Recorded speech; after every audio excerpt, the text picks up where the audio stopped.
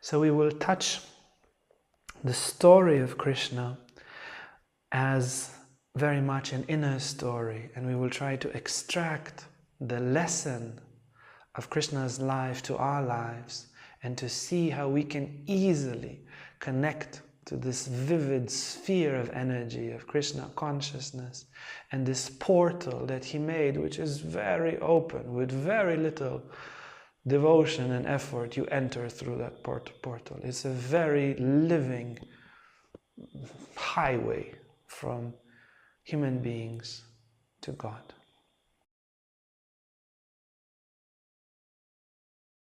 So, with love and with awe, we will speak today about the incarnation of God, how the ineffable absolute, that is inconceivable, that is limitless, that is infinite, gains form. And what kind of form?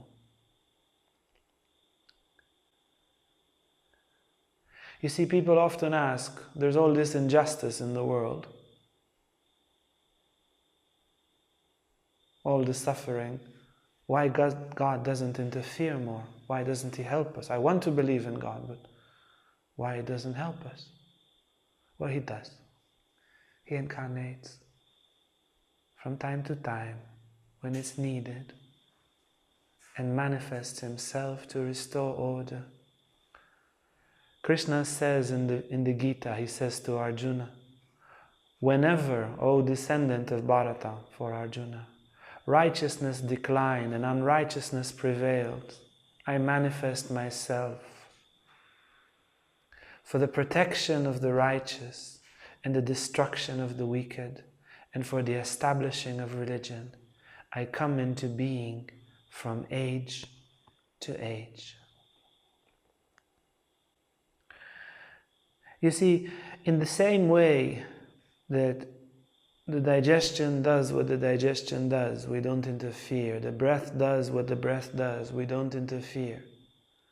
But when there is a problem in the digestion, the whole body, maybe you arrange yourself better, you sit straight, you breathe to the abdomen, maybe you need to take some pill, you put some cream, you do something.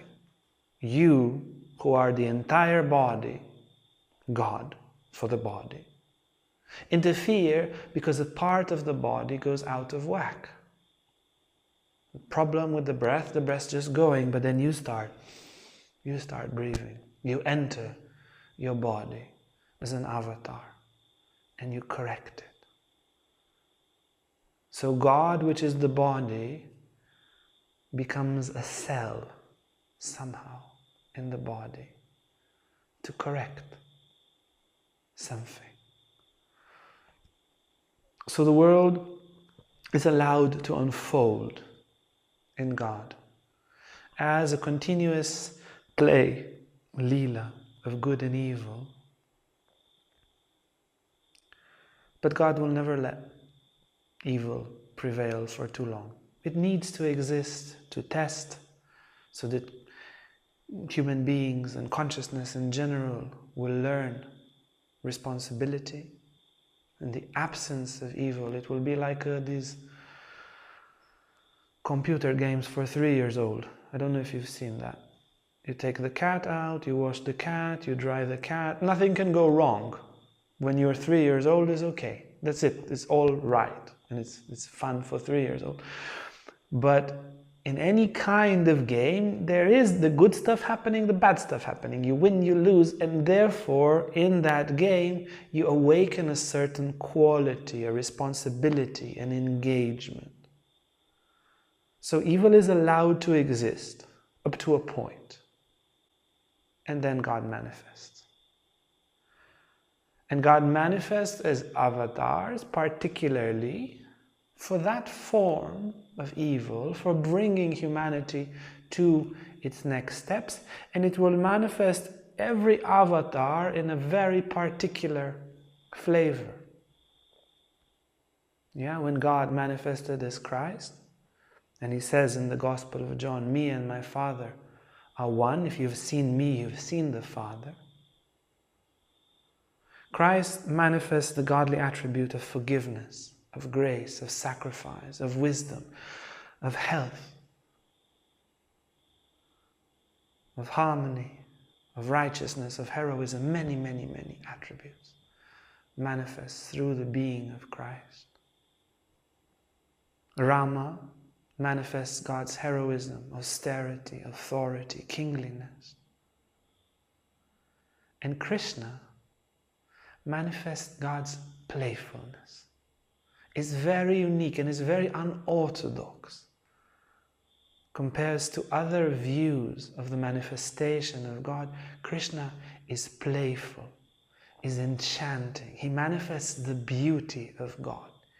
It's the most, all the Bhagavata and the Mahabharata, but how beautiful and how charming is Krishna, and how playful. He is, like Christ and like Rama, the protector of his believers. You better not mess with the believers of an avatar, because the avatar will destroy and will always protect those who take refuge in him. He is the one destroying evil. And through those different attributes that the avatars manifest, we can understand who the absolute God is. The followers of Ramakrishna believe that he was a modern avatar. Before passing away, Vivekananda was doubtful. Indeed, my master is an avatar? And Ramakrishna, just before passing away or entering Mahasamadhi, he says, yes, you still doubt? That who was Krishna and that who was Rama is now Ramakrishna. And in Ramakrishna, we see God as a devotee. God as humility. God is the uniting factor of all religions. God is innocence. God is a child. God in a very delicate form.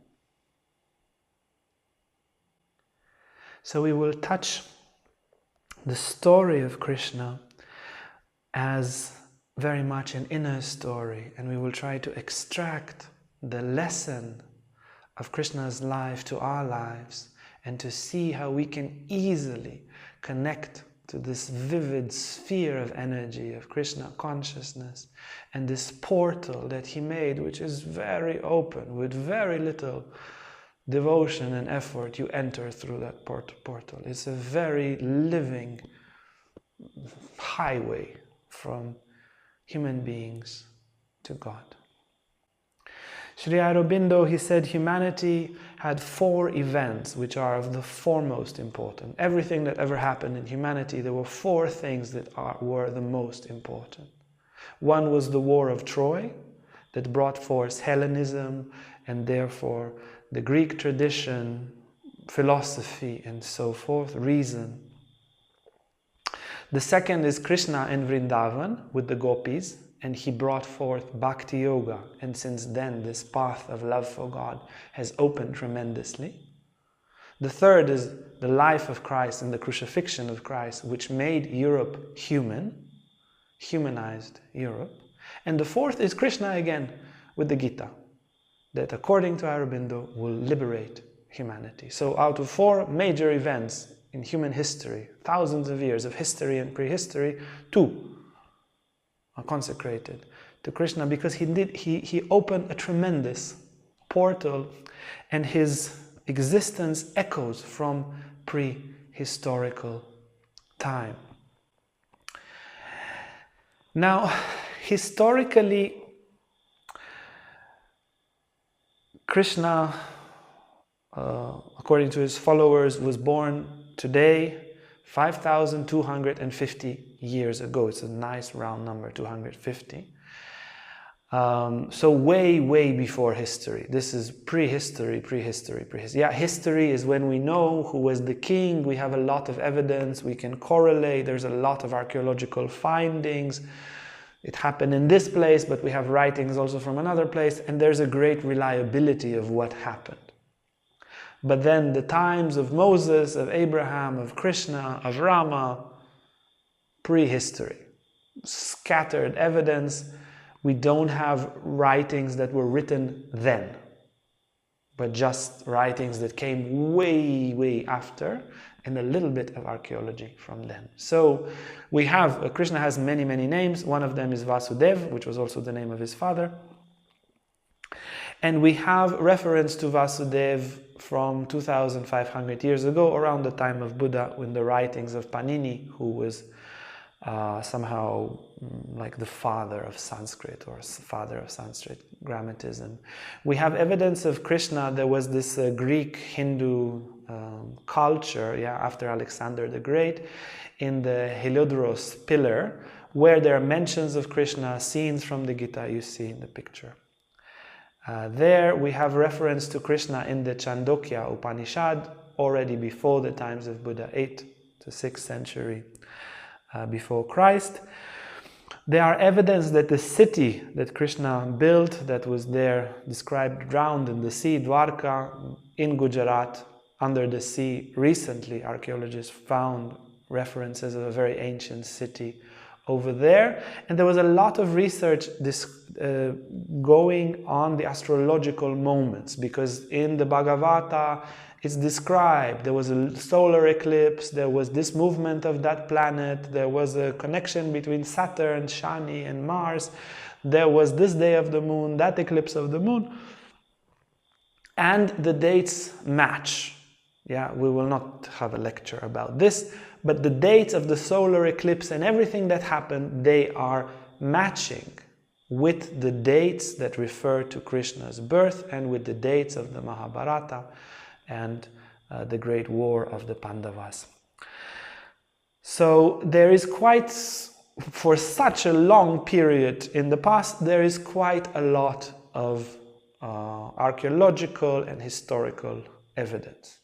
It's not Christ, no doubt. There's 40 texts that speak about the life of Christ from his life. If you look at the emperor of Rome, Tiberius, there's only 10 texts that speak about him. So Christ was a little carpenter from Jerusalem, from Nazareth, has 40 texts of his time speaking about. There is no doubt that Christ existed. With Krishna, for something that old, pretty solid evidence nevertheless. So now let's dive into the story. So Mother Earth, Bhumi Devi, she had a lot of problems. She was full of demons, full of evil, and she was like, okay, I'm going to speak to God. This is not working like this. She assumed the form of a cow. She went to Lord Brahma. Lord Brahma said, I think this is more of a Vishnu kind of thing. You go to one office, they take you to the other office. He says, but I come with you. So they go together, Brahma and Mother Earth, Gaia in other traditions. They go and see Vishnu, and Vishnu says, yes, I know. I saw already, and I will be born as Lord Krishna to end this tyranny and to destroy evil. So, Krishna is born to bring an ending to Dwarka Yoga, which is a higher Yuga, a higher time than our time, and to bring the beginning of Kali Yuga. Now, Kali is not the goddess Kali. It's a short A. Kali is the goddess, and Kali is black or kind of loss. So there are an Indian dice. There are 4 ways of throwing it. The best, the second best, the third best, and the worst. The worst is Kali. The best is Satya Yoga and so forth. And the third best is Dwarka. And now he came to bring the dark ages. There is a certain cyclicity and there is a need in God's magnificent plan for dark materialistic ages, where you have Zoom, you have pillows, you have a lot of material abundance, but people are very little interested in righteousness and spirituality and so forth. Now, Krishna was born to Devaki, who is an incarnation of the goddess, and Vasudev. As they got married, she is the sister of the great king Hamsa, who was a big demon, but he loved her. And as they get married, he drives their chariot and so forth. He's very happy with their wedding. And then an evil voice comes and says, her 8th son will kill you. So he's about to kill his sister. And Vasudeva says, look, please don't kill her. We will give you all the children. You do what you want with the children. So he keeps them imprisoned and he kills the first 6 children. I make a long story short. The Bhagavata, 88 chapters, we're going to essentialize it. And then the 7th child is transferred into the womb of a woman named Rohini, and he's born as Krishna's brother, who is also a manifestation of God, and he is called Balaram. And then the 8th child, when born, Vasudeva, the father, takes him to Nanda Maharaj, to another king, and hides him there. The doors of the prison open, as in the case of Saint Peter from Christianity. It's meant to be, and there's this big serpent, that there's a great rain, and there's a big serpent that goes together with Vasudeva to keep the child from getting wet. The same we see in the stories of Buddha. You sometimes see, there are these race of beneficial serpents or nagas that support spirituality. There's also the bad serpents and so forth, but this is a reference to that. So again, I will not tell all the details of the story so that we can have the main thread. He is born to Mother Yashoda, or he's born to Devaki, but he's raised by Nanda Maharaj and Yashoda. Nanda has 2 wives, Yashoda, who will play the role of Krishna's mother, and Rohini, which is the mother of Balaram. So they live in the beginning in Gokula. And Krishna, from the moment he is born, from the first year of his life, is attacked by demons. The same story like with Christ, like with Moses. When the Herod comes and kills all the children, Kamsa goes and kills all the children, all the demon friends of Kamsa come to kill him, to kill baby Krishna. And baby Krishna, Gopal as he is often called, he is God from the first moment. He's a total authority before he can start speaking. There's nothing. He can kill everyone and is totally conscious and totally almighty from birth. You see a little bit in Anandamoyi, for example. She remembers her birth and she knows that she was totally conscious. You see in Saint Patrick that he was reviving his dead uncle when he was just a child. You see in Saint Vincent, when there was no rain, Saint Vincent Ferrer, there was no rain in his city, and he said to his mother, if they would make a parade for me, rain will come. So there is this little toddler, 2-3 years old or 4 years old, and the whole city makes a parade for little Saint Vincent, and rain comes. So you see with a few references this kind of divine child, or Saint Veronica, that from a very young age, like from sometimes before speaking, these children, or Bhagwan Nityananda, manifest great paranormal powers and great spiritual power, but with Krishna is way beyond anything else. This is completely beyond any other manifestation. So the demons come to him. Putana, the demon, pretends to be a beautiful woman, and she goes to breastfeed the child, which also shows something culturally. Imagine today a woman, a stranger woman, would come into your house with big breasts, it's described there, that the waist could barely hold her huge breast, her thin waist. And the mother saw, she's so nice, let her feed the child. And she just goes, like, imagine in today's world, you just have a woman entering your house. I saw that the door is open. I'm just going to give some milk to your child. But that was apparently the culture some thousands of years ago.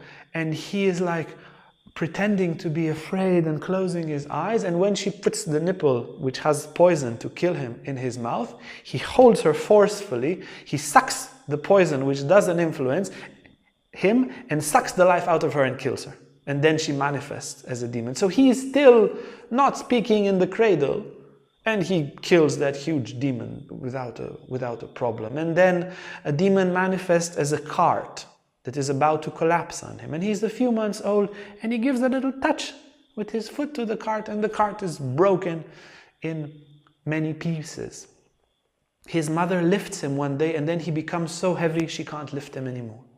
And then a huge demon of wind comes to throw him in the air, and to kill him somewhere, and he becomes so heavy, he drags the demon down. He becomes heavier than the earth. He drags the demon down and kills him. All of this is before 1 year old. This is the amount of actions. Imagine he had a YouTube channel that would be just massive at that time. So this is Krishna at a very, very young age. When he starts walking, he is extremely naughty. He is stealing. He loves butter, milk, and cheese. And as you see in many of his depictions and his pictures, he goes and he is like the leader of his friend, and together with his older brother Balaram, they go and they sneak into people's houses, they climb one on the other, and they steal their milk, they make holes and they drink their milk and steal their... and then he keeps on denying, and he says, no, I didn't do it. And he's extremely, extremely naughty. There is in the references, and this kind of sweet naughtiness would escort him throughout his life. It's a very playful manifestation of God, and it's very important, and it's fundamental. Look at the Indian tradition. 5,000 years of godly playfulness.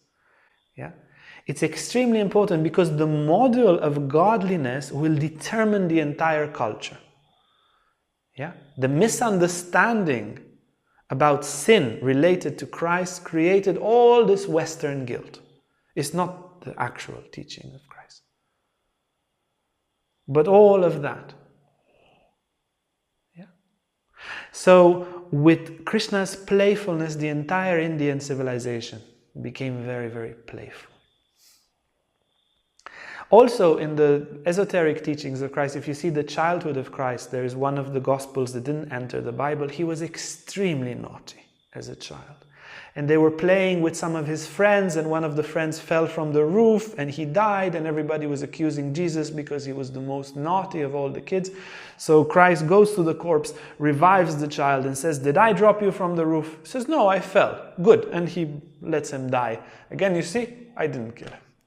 And so forth. So he's extremely naughty as a child, also Christ, but this didn't enter mainstream Christianity. He's eating earth, and his mother is angry at him. Yashoda is angry that he's eating earth, and then he says, Mother, I didn't eat earth. All the kids that say about me, they are liars. Look in my mouth. And he opens the mouth, she looks inside, and she sees the entire universe, including herself. To all eternity and to all infinity, Brahma, Vishnu, Shiva, everything, the Divine Mother, everything in the mouth of her child. Okay, she doesn't scold him for eating earth. That was like checkmate. Later on, Krishna, every year he goes and he fights a few demons. And this fighting of demons is also analogically an inner journey that each one of us passes. He passes the demon of the tricky or double-faced woman that came to kill him with the poison. And then he kills all sorts of, demons come to kill him, and he kills them. The demon of a calf. And then he throws them on the tree, and then from the tree fruits fall and everybody enjoys the fruits. And this is also a certain alchemy which is very often found in Krishna. some kind of crane or duck demon comes and tries to eat him, and then he becomes so hot, so the demon had to spit him, and then he kills him. A great snake, Agasura, eats him and all his friends, a huge snake, and then Krishna becomes extremely big and kills the snake simply by expanding. And they are all including analogical ways of defeating the snake within, the calf within, the horse within, all our animalistic nature within. This you defeat by expanding. This you defeat by becoming very heavy. This you defeat by courageously drinking the poison and drinking the life. You have like a fear inside. How do you defeat that? You face that fear, and you face the root of that fear, and you suck the life out of it by facing it with such courage as Krishna did. So there is a horse demon and a bull demon and all sorts of a sky demon that Krishna takes to the earth and suffocates him. And then as he gets older, for example, he has a match with Indra. So both in the Shiva Purana and in the Bhagavatam and in Krishna's story, there is a certain moving from the Vedas in which Indra is the main god. Indra is the god of lightning, the king of gods, but they are demigods.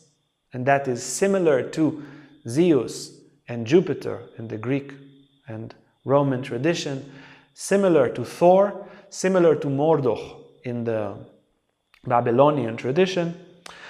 And there is always a kind of moving of hierarchy over there.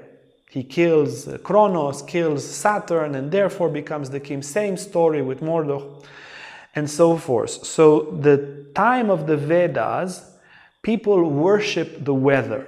They worship rain, they worship lightning.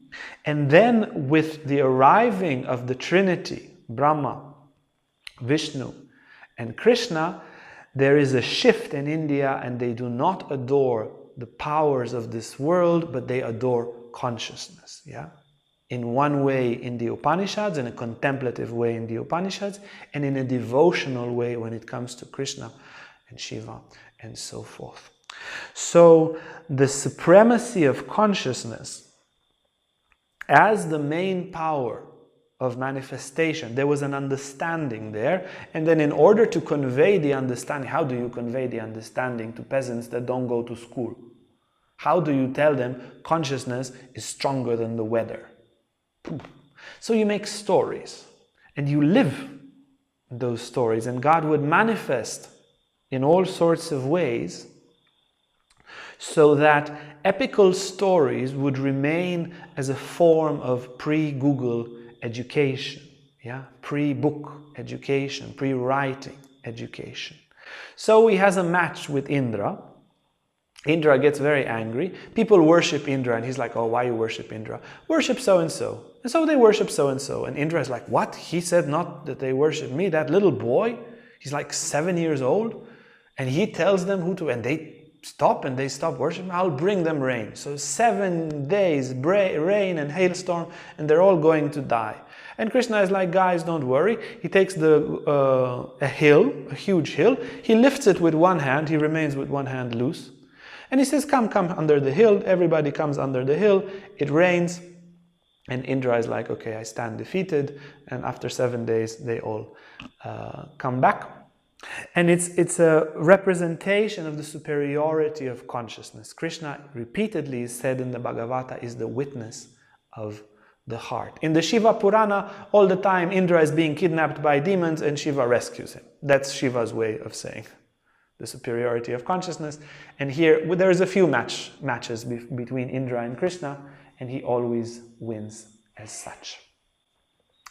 So Kamsa, Krishna's the king who wanted to kill Krishna, and the prophecy was that Krishna will kill him. He's the king of demons and Krishna's uncle, basically, wants to kill him, and he invites him to a match, and he said, I will bring my elephant to kill him, I'll bring my wrestlers to kill him, just invite him here. So Krishna, together with his brother Balaram, they say, okay, all right, let's see if he will kill us. So they go there and they start fighting with the demons, and he is playing. There is this most horrible elephant demon, and Krishna is playing with him. He doesn't just kill the demons. He's like a cat. He's enjoying what he's doing. So he goes under the legs of the elephant, and the elephant gets confused, and he runs, and he pretends to be hurt, and he pretends to be afraid, and he pretends to run away, and then he comes back and just smashes the demon in 2 blows, and it's done. And then they fight with the great wrestlers, and there are 2 little boys, and they fight with these huge wrestlers, and they fight with like 4 wrestlers they kill, and then everybody runs away. They're like, that's it, Krishna is going to kill Kamsa. Kamsa remains alone, and indeed Krishna kills him, and he becomes the king of...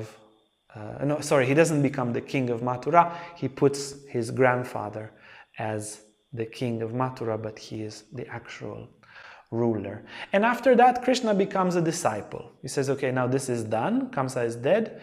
He goes and studies with a guru. So Krishna and Balaram, they become representatives of how to be good disciples of a guru, as Ramakrishna will do later, as Christ does, at least momentarily, with John the Baptist, and gets baptized to show the importance of initiation, as Padma does. He says, guys, I'm complete and full. He's lotus born. Yeah, also a form of an avatar or something around that, not normally born. But he says, for future generations, I will go to a guru, so people will do that. So he also goes to a guru to study, even the great Padma. So they study with a guru, and they're the best disciples, and they're the most devoted, and they do everything impeccably. They are so devoted to their guru. The guru gives them initiation, and the guru's son dies. And then they ask the guru, what can we do for you? He says, well, can you bring back my son? So Krishna and Balaram, they go to the world of death. They first go to the sea. The sea said, oh, I don't have the child. The conch shell ate him. Okay, they go to the conch shell demon, and they beat him up, and the child is not there. So they go to Yamaraja, the god of death. And he says, do you have a child here, arrived so and so? And Yama says, yes, obeisances to you, Lord, and brings the child back to life. Later on, after accomplishing all of that, Krishna starts defeating all sorts of armies, and he starts to marry all sorts of wives. And perhaps before that, we will just touch this legendary moment or the legendary years of Krishna and the Gopis. So the relationship between Krishna and the Gopis is somehow the heart of the Bhagavata and the essence of Bhakti-Yoga. Yeah, so generally the path of Krishna and the Vaishnava path has a big emphasis on, or the path of Vishnu has a big emphasis on Bhakti-Yoga, whereas the path of Shiva has a big emphasis on Raja Yoga, on Tantra Yoga, on Jnana Yoga. Of course, there is a lot of overlap, but Bhakti-Yoga is very much a Krishna path. So the relationship, how to be a devotee of God, is manifested by the Gopis' love for Krishna. They are mad about him. They can't get enough of him. They look at him, they think of him day and night. They meditate on him. Krishna is black, this tree is black. They go and hug the tree because the tree is black like Krishna. When he plays his flute, they stop whatever they're doing. The food is burning in the oven. They drop their child there and they go completely in love. Everything is stopped. They leave their husbands, leave their family, and they go to Krishna. And he is so playful with them. They go naked in the water. He steals their clothes. He goes on with all his friends, and he's going up on a tree with all their clothes. And he says, well, if you want your clothes, come and get them. And they're in the water and they're cold. They have the water until here because they're shy, and eventually they have to come out, and it's to be naked in front of God. And he's very, very playful with them. Does he make love to the Gopis in the Bhagavata? Not clear. They're definitely erotic. There's all sorts of erotic descriptions, but not clear. Balaram, later he comes back and it says very clearly he makes love to the gopis, later. But in another text, in the Brahma Vaivarata, it says clearly that he makes love to the gopis, he makes love to all of them. One of them is just so amazed, she faints from the intensity of the lovemaking. There's all sorts of very hands-on description which represent, for a bhakti, you fuse with God in this way. Yeah, also in Kabbalah it is said when a man is closest to God, like when he makes love, when he doesn't know anymore his inside and his outside. So Aurobindo said the gopis represent the devotional path to God. Radha. Is Radha mentioned in the Bhagavata? No. In the Bhagavata, 88 chapters, not a mention. Rudmini is the main wife of Krishna over there. But in other texts, she is manifested. In some texts, they never make love, they never get married. She wants to marry him and he says, but you and I are one soul. It takes two to marry, but we are one. It is impossible to marry. In other texts, like in the Brahma Vaivarata, they marry secretly. And it's the difference between parakia relationship, which is love which doesn't have a social foundation, which is superior to svakia, yeah, a married relationship. And that's how you should marry God. Yeah, and Christ said, do not pray out in the streets where you can be seen of man. Verily I say unto you, you will have your reward from man if you pray like that. You should not marry God in front of everyone. Yeah? Christ says, go into your closet, and once you have shut thine door, pray to your God which is in secret, and God will reward you openly. The same, marry God like Radha married Krishna. Secretly, nobody knows, married, not married. Become one with God, and don't make a fuss out of it. It's not a social thing. You don't need to be dressed like a priest to marry God. It's sometimes even a hindrance.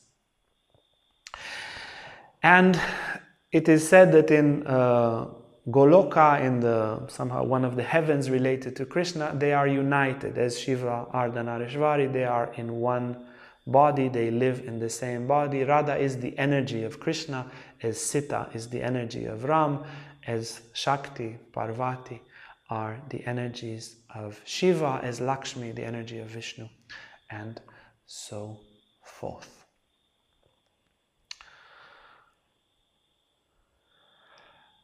He is living in Mathura for a while, the city where Kamsa was king, and everybody is very happy.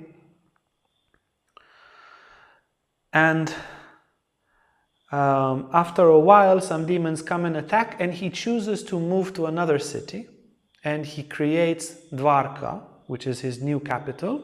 That's the city which was drowned underwater, and recent archaeological evidence showed that possibly it is that city outside the coast of Gujarat. He marries first 9 wives, and then some texts say 100, some texts say 16,000 wives. He goes and releases 16,000 women from some demon. He multiplies himself to many bodies, and he lives with all these wives in all sorts of palaces. And the great Narad Muni, one of the eternal saints of the Hindu tradition, comes to see him, and he says, in one place he was playing dice, another place he was making love to the woman, another place he was taking care of the kids, and all this was happening simultaneously. Krishna and Arjuna. Arjuna is Krishna's cousin, so Kunti, the mother of Krishna, is related to the mother of Arjuna is related to Krishna, so they are cousins, but more than that, they are friends. They go hunting together. Arjuna finds one of the wives of Krishna. They go into all sorts of troubles together. They fight. There was one Brahmin who lost all his children, And Arjuna said, if I don't find your children, I will kill myself. I will go into the fire. And he can't find the children nowhere in the universe. He travels. He's a big saint. He travels to the world of death, to the heavens. He tries to be there at birth, and the child is just gone. And then he's about to kill himself because he's a man of his word, because he couldn't save the Brahmin's boy. And then Krishna says, come, don't kill yourself. Come, let's go. I'll show you where the children are. And they travel through all the heavens, and then they go into beyond the universe. They finish the universe with Krishna's chariot into the great darkness. And there is nothing there, which again represents the intermediary void before the state of samadhi. There is a total void, a total absence of thoughts, the dark night of the soul of St. John of the Cross. And there Krishna, with his disc, creates light, and then they go into the ocean of Vishnu, and they go down and they meet Parama Vishnu, which is a manifestation, or Krishna is a manifestation of him. And he says, my sweet manifestations, I took the children because I wanted to see the both of you. Well done. Once you're finished there with the demons, come back and see me. Here are the children. They return the children, and the whole Bhagavata is filled with such wonderful stories. Now, when you hear the stories, how beautiful Krishna was, how he protected his devotees. One poor devotee came to him that was studying with him. They were studying with the same guru, but this devotee was so poor, he barely had what to eat, but he didn't mind anything. He loved Krishna. But his wife said, look, you are friends with Krishna. Can you maybe go and ask so that we have a little bit better something to eat, something, our situation is really bad. And he insists, no, I can't go. And she insists, and okay, she convinces him. He says, okay, but then give me an offering to give him. So she finds a little bit of rice from the neighbors. He puts it in some ugly piece of cloth and gives him. He goes to Krishna, and Krishna welcomes him and washes his feet. He washes all the Brahmins' feet. As Christ washed the feet of his disciple, so Krishna washes the feet of the Brahmins. And he embraces him, and he washes his head with the water that came from the feet of the Brahmin. And they have such a good time, and they bring memories from their time and when they were disciples. And he says, did you bring me anything? And the Brahmin is so ashamed that he only has this bit of rice, and Krishna snatches it. And then he eats a little bit of the rice, and when he's about to eat more, his wife says, please, what you have eaten will already give him so much, enough. So he doesn't eat more of the rice, and he says, when gifts are offered me with love, a leaf, a bit of water, a bit of rice, I accept them with so much love. They make me so happy. But when great riches are given to me in the absence of love, it means nothing. And the Brahmin is so ashamed that he came to ask for riches, he cannot speak. And he just says, thank you, and he comes back and he says, how fortunate am I to see Krishna, to be embraced by Krishna. He washed my feet, what honor. He ate my rice, amazing. And when he comes home, there is great palaces and great riches and so forth. And Krishna has bestowed upon him. And he is the Kalpataru tree, the fulfiller of all desires. And you can see how intensely everybody that loves him is protected. And his beauty and his majesty and his wisdom. You cannot, if you read the text attentively, you just go madly in love with him, which is exactly what it is about. Krishna manifested so God has a form so that one can fall in love with God. Bhakti-Yoga, that's what it's about. And he does it with such majesty, with such simplicity. You don't need to be anyone or anything. You just need to love God. Everything else will be taken care of. Krishna says, those who think about me all the time, I carry the yoke of their life. I carry the weight of their life. I carry their, as Christ said, seek ye for the kingdom of heaven, and everything else shall be given unto you. And it is like this. But why does he want you to think about him all the time? Is to give him likes on Facebook or what? It maintains the process of resonance. when you think about Krishna or you think about God, you become aligned with the wholeness of all manifestation. You will not do evil to anyone. You will do always what is right if you think of the whole and if you love the whole. And the whole being essentially formless, the absolute essentially formless. So, as Ramakrishna says, the formless is condensed into form. It freezes. The waters of the ocean become an iceberg for the sake that the devotee has something. The love of the devotee cools the waters of the ocean. So the water, which is the same, the ocean remains the same, it becomes an iceberg, a form for the devotee to grasp. So contemplating Krishna, one becomes one with Krishna and all of one's troubles are removed. It puts the heart on such fire. The troubles are forgotten, the evil is purified, the inner demons are defeated, inner evil is defeated, and what remains is the most ecstatic peace and love, and this feeling that you are constantly protected. If you love God, nothing will hurt you. There is a ceaseless, the greatest friend which is everywhere, is all the time there, taking care of everything.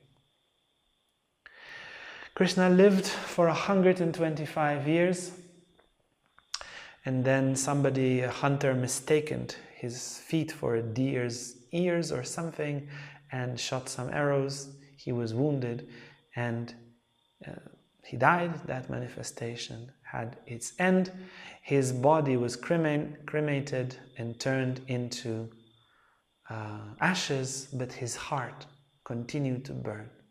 Yeah, the heart did not become ashes, and his spirit remains. There are so many who had visions of Krishna. So before Yogananda had a vision of Sri Yukteswar when he came from the dead. When he manifested for him a day before, he just saw Krishna smiling, and Krishna facilitated this particular incarnation. So this is, in short, as much as possible, in short, about the great Avatar, the manifestation of the Absolute God as Lord Krishna. Christ is a descendant of the One Absolute, of God the Father, and Krishna is a manifestation of Vishnu. So in the Bhagavata there is described a number of manifestations of Vishnu. He reincarnates as a turtle when they churn the ocean of milk, as a boar, and then he is the husband of, and so forth, as Rama, as Krishna. Often also Buddha is considered a hair of Vishnu's chest and is considered another avatar. Ramakrishna is considered an avatar of Vishnu, and the future avatar, Kalki avatar. Yeah? He is like the redeemer of the world, the Vishnu that will redeem the world. The Vishnu of the future is Kalka avatar, like in Buddhism they have Lord Maitreya. But Christ is considered a manifestation of the Absolute. Yeah? So is above the Trinity and is unique for the history of humanity. Yeah, and you see, because Christ was born in that culture, in that time, he manifested like this, and this is what was needed. Yeah, not this almighty superhero Krishna, but a different kind of, like a judo, defeating evil by turning the other cheek. That fit with this culture and with Christ's mission throughout the world.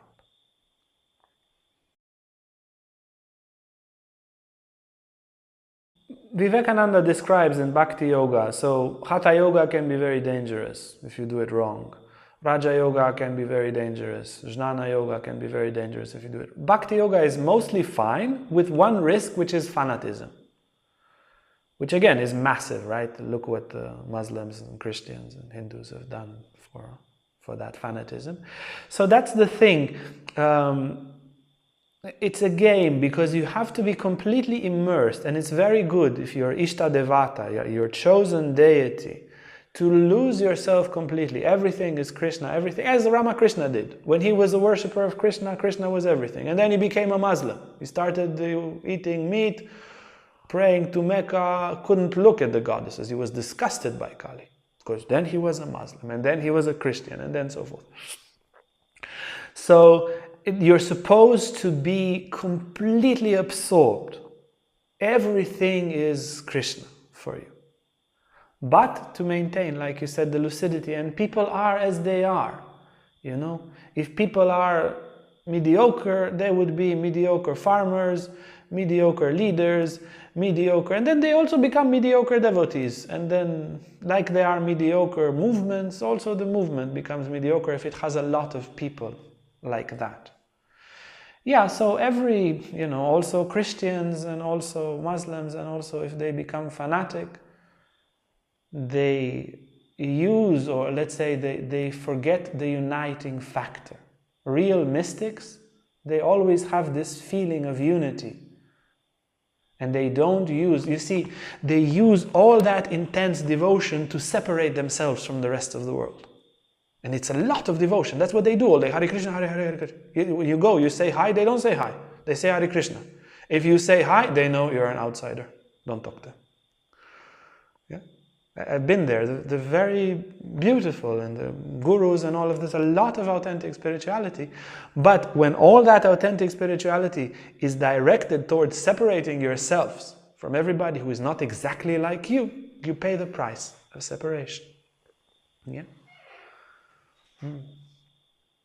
My friend was interviewing some spiritual masters, and the Christians, they heard, okay, we make a movie, and we make a movie also about Buddhist saints and Sufi saints, and they were like, well, all the other religions, they are not true. The Buddhists said, well, only Buddhism is true, but we respect the others. And the Sufi was like, oh, Christians, yes, I'm a Christian. Buddhism, yes, I am a Buddhism. You make a movie also about yogi. I am a yogi as well, yes. Like that. That's a very inclusive, and there's a lot of Sufis that have this very inclusive spirit. Yes. If you like this video and want to learn more about Tantra, about yoga, about psychology, emotional healing, lives of saints, and the scriptures, then hit the bell, like, subscribe, and you'll never miss an upload. Thank you so much.